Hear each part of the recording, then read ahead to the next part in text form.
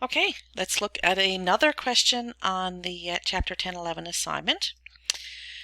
Charlene has made contributions of $3,600 to her RRSP at the end of every half year for the past 7 years. The plan has earned 9% compounded semi-annually. She has just moved the funds to another plan, earning 7.5% compounded quarterly, and will now contribute $1,800 at the end of every 3 months. What total amount will she have in the plan 5 years from now? So looking at this, I'm just seeing, okay, she's made contributions of $3,600 for 7 years. That's what she's already done. So we're going to find what is the future value of that amount of money. Then she's moving those funds to another plan. So the amount that we calculate as the future value from the first set of payments is going to become the present value in the second set of payments, and then she's going to have a new payment amount, a new interest rate, a new compounding period, and we have to determine then what's the future value of that. So it's 2 steps. So maybe you want to get in the habit, if you're using the BA2 Plus calculator, you look, it's N, I/Y, PV, PMT, and future value. Maybe start off by writing those down on your sheet of paper.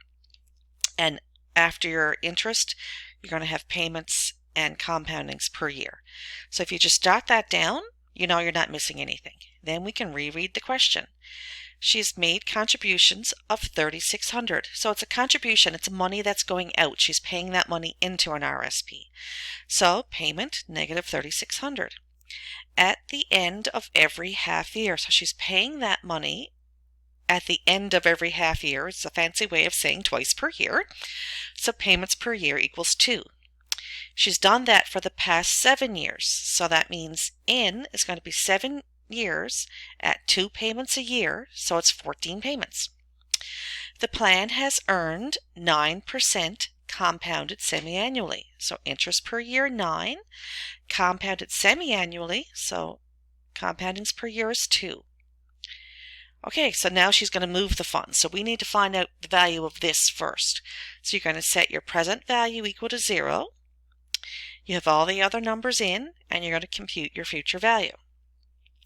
Then she moves that money to another plan that's earning 7.5%, so 7.5% compounded quarterly, so 4, see compoundings per year is 4.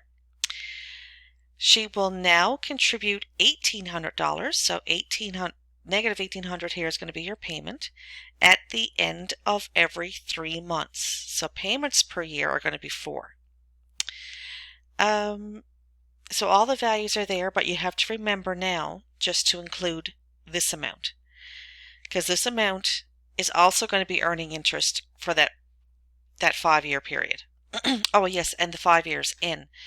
What amount will she have in 5 years? So it's 5 years times 4 payments a year, which is 20 payments.